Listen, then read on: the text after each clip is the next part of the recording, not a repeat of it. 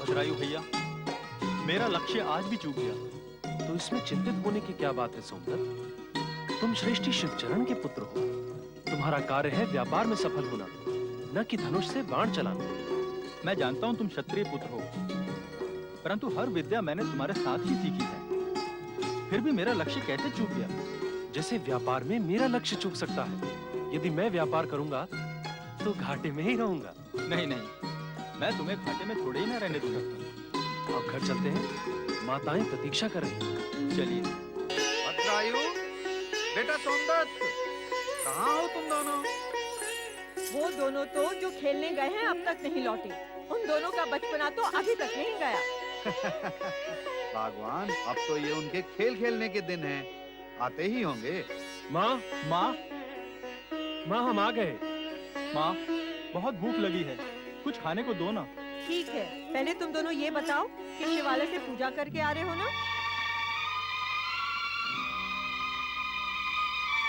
लगता है आज शिवालय नहीं गए। यदि शिव पूजन नहीं किया तो भोजन नहीं मिलेगा। खेल खेल में तुम दोनों भगवान को भी भूल जाते हो। ये अच्छी बात नहीं है बेटा। जाओ, पहले शिवालय में पूजा करके आओ।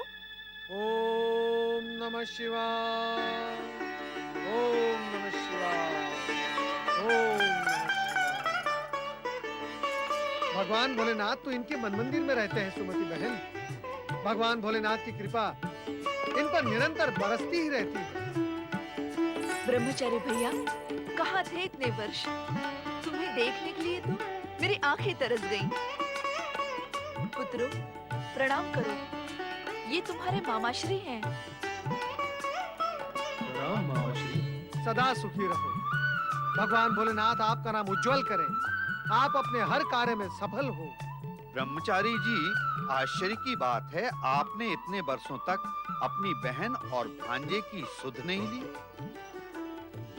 हाँ भैया, मैंने सुमति बहन से कई बार आपके बारे में पूछा, परंतु ये कैसे बताती कि आप कहाँ हो? भगवान भोलेनाथ का नाम स्मरण करते हुए इधर उधर भटकता रहता हूँ। इस बार बहुत दूर देश निकल गया था। बहुत समय के पश्चात यहाँ आने का योग बना है, वो भी एक विशेष उद्देश्य से। बस, तो फिर आप कुछ दिनों के लिए हमारे साथ रहिए और दोनों भांजियों की सेवा ग्रहण कीजिए। नहीं नहीं श्रेष्ठी भाई, मैं यहाँ एक विशेष संदेश देने आया हूँ। कैसा संदेश भैया? महात्मा शिव योगी ने भद्रायु को धुरजटी के आश्रम पर आमंत्रित किया है। धूर्जटी के आश्रम पर? बहन सुमति, अब धुरजटी के नाम से घबराने की आवश्यकता नहीं है। गुरुवर धुरजटी अब पूर्ण रूप से बदल गए हैं। क्रोध से भरे धुरजटी अब करुणामय हो गए हैं। वे भी तुम दोनों से मिलने के लिए अति उत्सुक हैं। ये धूर्जटी कौन है मामाश्री? धुरजटी एक शिवभक्त है, जो पहले पाषाण के समान कठोर थे, परंतु अब पुष्प के समान कोमल हो गए हैं। तुम इनसे मिलोगे तो प्रसन्न हो जाओगे। क्या शिव योगी वहाँ पधारे हैं? हाँ, मैं उनका ही तो संदेश लेकर यहाँ आया हूँ। ठीक है, हम शीघ्र ही शिव योगी की सेवा में पहुँचेंगे। वे तो भद्रायु के जीवन दाता हैं।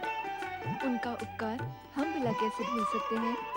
तो मैं शीघ्र ही तुम्हारे लिए रथ की व्यवस्था कर दूंगा बहन। ब्रह्मचारी जी,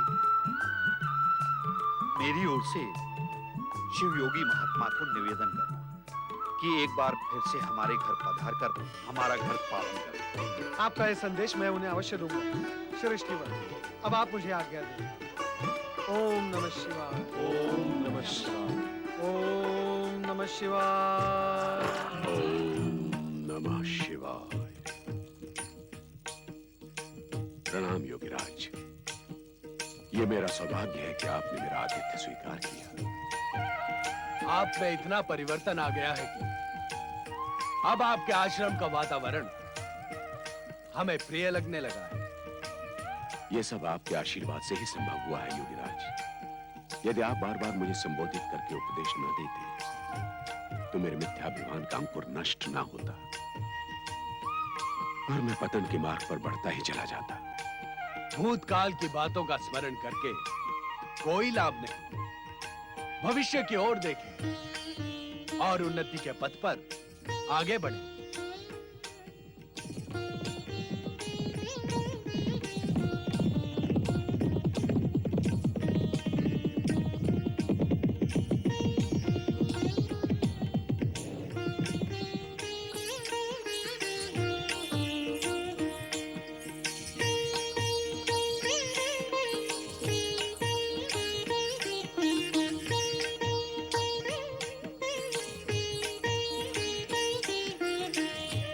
पधारे महारानी सुमति।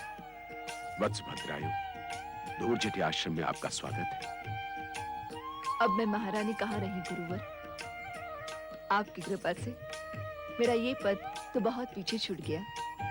हम पर व्यंग्य बाण न बरसाएं महारानी सुमति। हम अपने किए पर पछता रहे हैं। हमारे हृदय से क्रोध, द्वेष और प्रतिशोध की भावनाएं समाप्त हो गई हैं। मात्र शिव योगी की कृपा से हमारा हृदय स्वच्छ, निर्मल और शिव भक्त से पूर्ण हो गया है। तुम्हारी हर कामना पूर्ण हो, तुम्हें यश, वैभव और अतुल बल प्राप्त हो। आपने हमारा स्मरण किया, हम कृतज्ञ हो गए।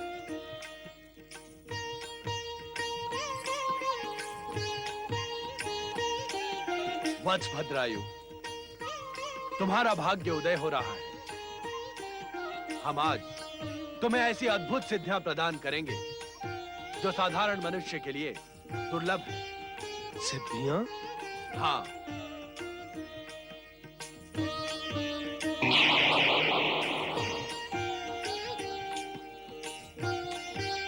वत्स भद्रायु, लो ये शंख। यह चमत्कारी शंख अपनी ध्वनि के ही समान दूर दूर तक तुम्हारे यश का प्रसार करेगा। लो, इसे बजाओ। ओम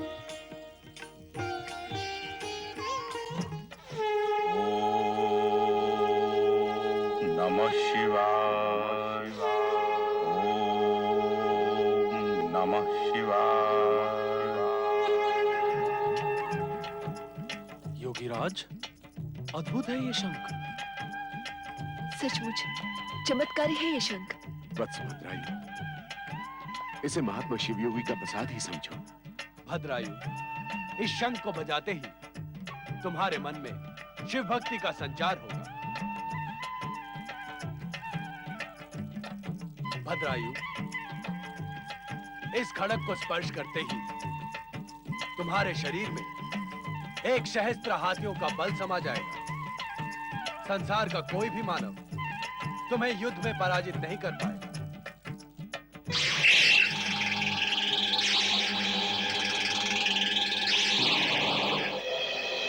मैं अपने भीतर सहस्त्र हाथियों का बल अनुभव कर रहा हूं प्रभु। आप धन्य हैं योगीराज, आप धन्य हैं।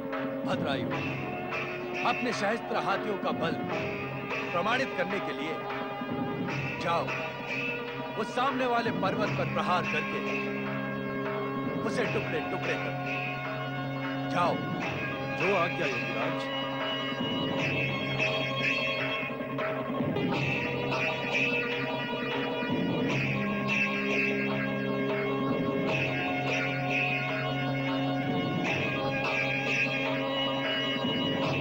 ओम नमः शिवाय।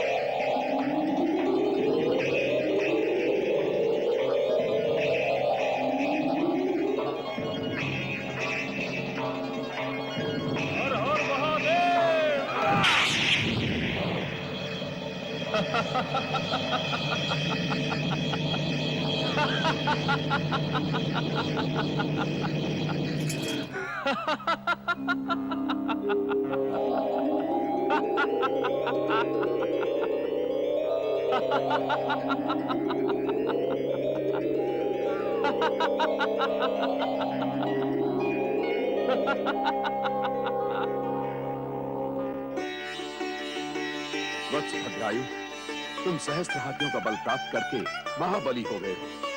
ये सब योगीराज की कृपा है। ओम नमः शिवाय।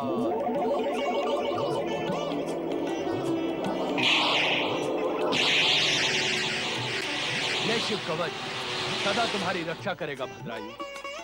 इसे कभी अपने से अलग न होने देना। जो आज्ञा योगीराज।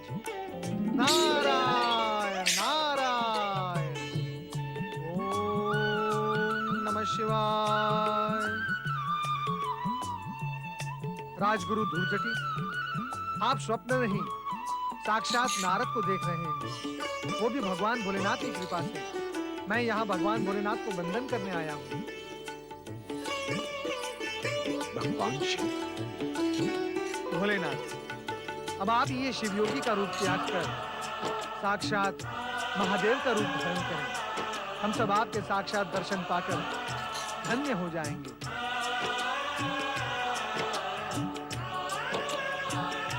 शिव योगी का कार्य इस समय पूर्ण हुआ ना। अब हमें यहाँ मूल रूप धारण करने में कोई आपत्ति नहीं।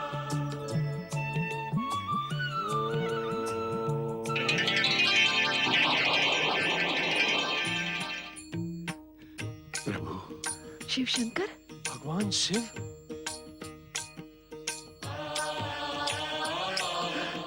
हे देवाधिदेव महादेव, हे त्रिलोकीनाथ, हे कैलाशपति, हे भक्तवत्सल भगवान भोलेनाथ, आपकी जय हो, आपकी जय हो, आपकी जय हो।